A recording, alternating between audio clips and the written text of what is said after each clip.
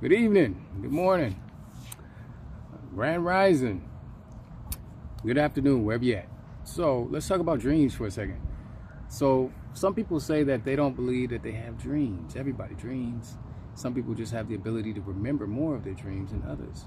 So the reason why some people feel like they can't remember their dreams, a lot of it has to do with their energy, okay, the energy level before they go to sleep or when they go into their rest state.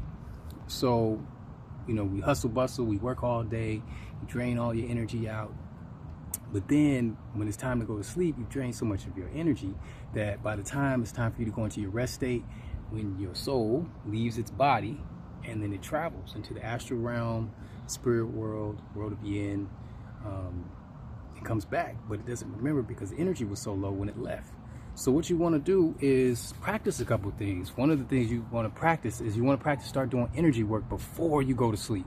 So you want to try to get your energy back up to a high level before you go to sleep. So exercising is good. Doing any type of energy work, qigong, tai chi, stretching, simitawi, which is yoga, because you want to get your energies back up. Another thing that you want to start to try to do is, if you think about your physical body. So your physical body, what would happen if you ate continuously, but your digestive system never worked? Let's say you didn't have a bowel movement, okay, or your bladder wasn't doing its thing, and you just kept eating and drinking. Eventually, you're gonna become sick. You're gonna get sick because your body has to release those toxins. So just like we're constantly eating food, okay, our body has to release the toxins. It's gotta let that stuff out. Your mind, your pineal, it works the same way. Okay, we're like antennas. We're constantly receiving energy. We're constantly receiving light. We're constantly receiving information. So if you are not venting or releasing that stuff, okay, what ends up happening is it can calcify your pineal. Okay, so it can calcify your pineal. So journaling is very, very important, or using some type of a modality where you're painting or coloring or drawing, anything like that. Especially journaling. Journaling is a big one because you're constantly getting thoughts that's coming in. You're constantly picking up other people's thoughts. Some people are picking up so many of other people's thoughts that a lot of times they think they're thinking their thoughts, but they're actually picking up somebody else's thoughts. So our first form of communication, or one of them, is telepathy. So that's where the telephone comes from. Okay, just being able to communicate from a distance. But telepathy, everybody has this ability to be telepathic.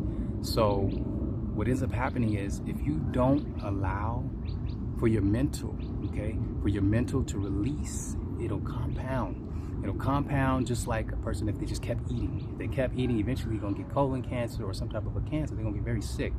Same thing happens with your mind. So you have to release. Take time to get a journal.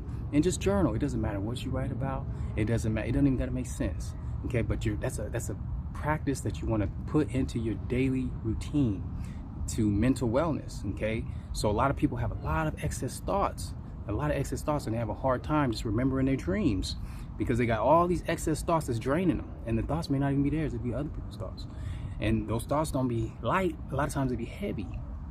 Thoughts they're putting out be stressful, or maybe they had a bad day or a bad moment or whatever, and they're just picking that stuff up and holding on to it. So it's important to release that stuff so you can journal it out, paint it out, write it out. Okay, but the most important thing is to get it out, because you got to keep it flowing, just like your physical body. As you're eating food, you got to get this stuff out. Now, your pineal, first eye, okay, it's connected to the spirit world. So you want to decalcify that. You want to stay away from things that's got chemicals. You want to stay away from things that's calcifying your pineal gland. Big one is the one that's in the toothpaste. That's what a lot of people talk about. Is you guys basically, you want to stay away from a lot of false light also. So staring into computer screens, staring into false light too much can calcify your pineal gland. So what I would recommend is, if you're spending a lot of time looking at this stuff, make sure you take time to look at natural light. Look at a candle, look at water, look at the stars, look at the moon, the sun. Okay, spend time looking at these natural lights. Okay, this will help your pineal gland to make sure that calcification, okay, doesn't build up to the point where you can't even remember your dreams. So it's important for us to practice different modalities to find the formula that works for us individually, because we each have a specific blueprint, a specific formula. But we have to practice many things to fill in those gaps and know exactly what it is that we need to do at the exact time that it needs to be done. So I highly recommend the journaling. Highly recommend that you bring a lot of awareness to your pineal gland, okay, and just be aware of what your energy level is at before you go into your rest state.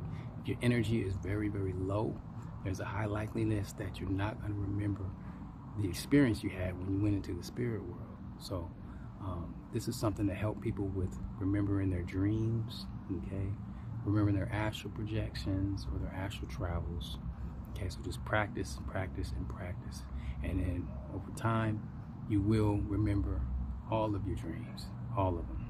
Okay? Much love.